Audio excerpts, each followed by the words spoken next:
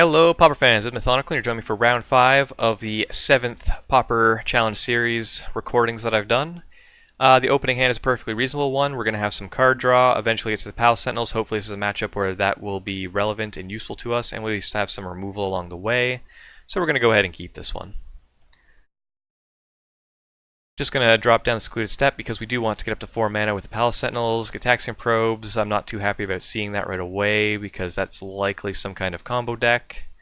And our hand isn't that great against the combo deck, especially double Palace Sentinels. Usually they can get around it pretty easily, so a little unfortunate there. I'll go to the Boros, that's fine. That's not too threatening. So I'm just going to kind of pass, let this go. Could still be against either Blitz or Tribe, and now we find out we are against Tribe. They've been peeking at our hands, so if they're playing it, they're reasonably sure they're going to be able to keep it alive. So I just kind of got to hope that being able to Journey sticks. Of course it doesn't. And basically this next turn I'm priced into using the Vial on the Tribe, mainly because if I let him go to attacks and attack with it, he knows I have a Lightning Bolt, he's going to be able to play around it no problem. And I'd rather just make sure I have at least 2 lines of defense, so a blocker plus a bolt. Drawing the second bolt means I'm not going I would prefer to have 2 bolts rather than a Palace Sentinels and a bolt, since it's all he needs to do is have one unblockable effect to get past the Palace Sentinel. Does mean he's going to be getting in for a bit of damage, but he's playing it conservatively as well, which is reasonable. 3 removal effects, things are starting to get pretty good, but we wouldn't be able to cast the third one anyway. I'm going to go ahead and try and cast a Palace Sentinels here just to get the card draw going. It does mean he's going to be able to steal it back, but basically I'm trying to get into a position where I can steal it back again with the Palace Sentinels and keep it. Since he only attacks with 2 creatures, I'm only going to block one of them with the Palace Sentinels and try and Lightning Bolt the other. He uses 1 Dispel. I'm not going to try and remove it again because I want to make sure I've got 2 removal effects for the next turn to remove his creatures. And I'm just going to go ahead and cycle the Cave because I don't need more lands at this point. Since he did steal the Monarch, I'm going to play the second Monarch, and basically here, if he attacks with everything, he is going to get the Monarch back, but I'd be blocking the Tribes, which means he'd be having to discard a couple cards. He Shadow Rifts my creature, which means I think he's probably got some sort of weak hand. Right now I'm just kind of relying on these removal effects to be enough to prevent him from going all in, and sure enough it does. A little surprised that he didn't try and steal the Monarch back, but I guess he's just kind of biding his time. This does give us an opportunity to really start drawing a lot of cards, and now we've got multiple ways of interacting with his creatures, so that's very good for us. Going for the Giga Drowse, that's a little unfortunate. That basically means he's going for the combo. I also don't want to just do nothing here, so I'm just going to start cashing in as many of these removal spells as possible to see how many things he's going to discard. I do manage to kill one of the Tribes, and I'm basically trying to get him to discard enough cards that he can't win. Unfortunately, it looks like he's going to have just enough to beat us anyways, so isn't much we can do about that. He even had 1 card left over, so a little unfortunate, but we did the best we could there, and he knew our hand contents and had enough interaction to win around that. That's all right. Our sideboard does make us a little bit better in this matchup. I think it's still favored slightly for Tribe, just because they have so many ways of protecting their creatures.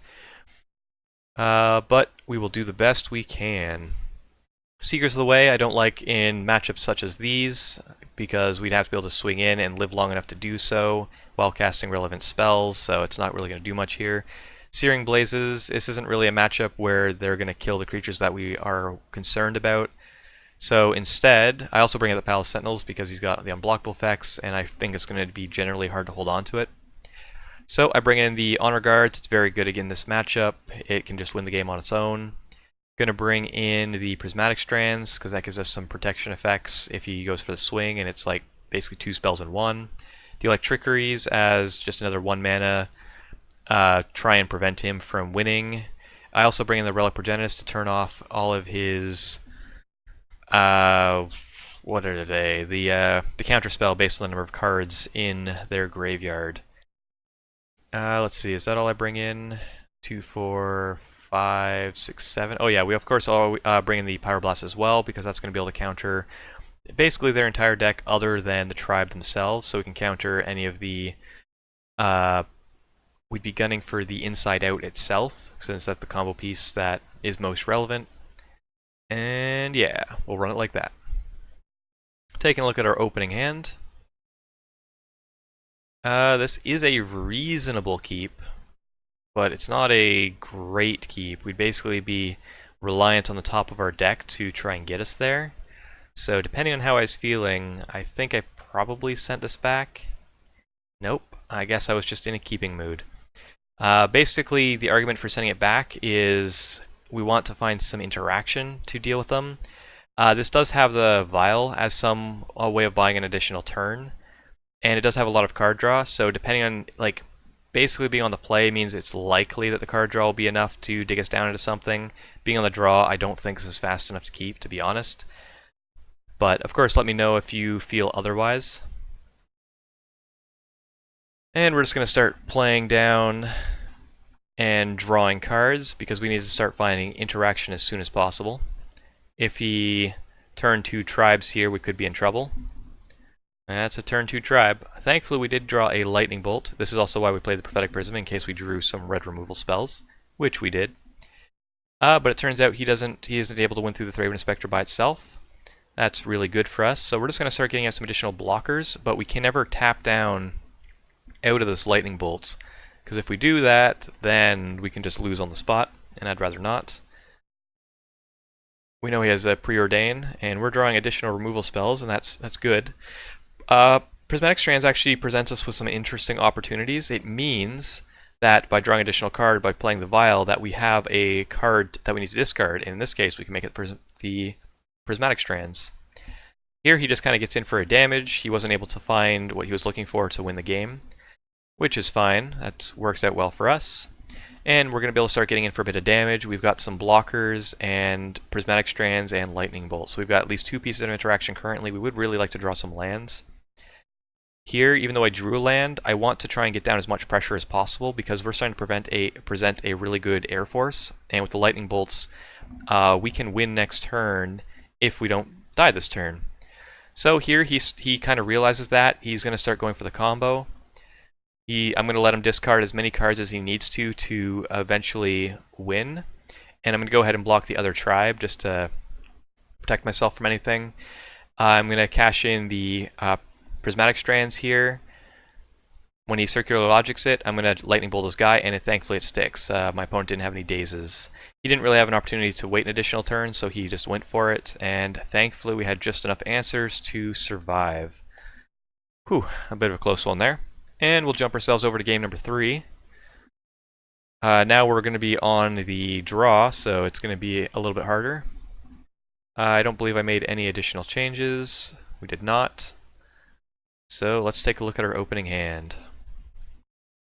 This is a much better hand than we had last time, because we already have the Galvanic Blast, like 2 pieces of interaction, 3 pieces with the Prismatic Strands once we get up to that much mana, but 2 turn 2 interactions, so feeling much better about this one than the last game. Prophetic Prism, that's good if we're ever given the opportunity to start just getting our draw engine online. Here I could have played the Garrison to discard the Prismatic Strands, but instead I just decided to not discard a card here. Standard Bearer is a bit of an odd choice, in my opinion, to bring in here. I'm just going to get it out of the way, since I'm going to have to target it at some point anyways. Coalition Honor Guard is exactly the kind of card we want to see off the top. We can play that next turn.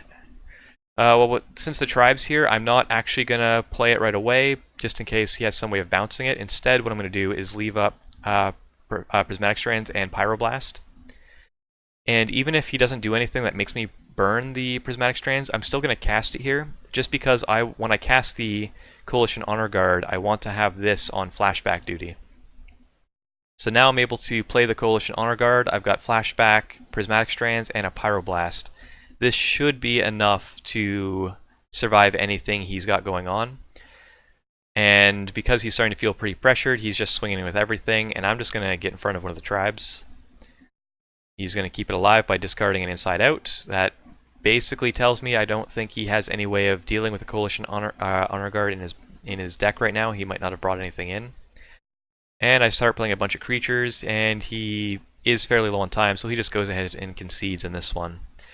We managed to establish the lock to prevent our opponent from winning, and that is basically what BorosSS Monarch is trying to do in this matchup. So currently 3-2, starting to get back from that rough start, and I will see you guys in round 6.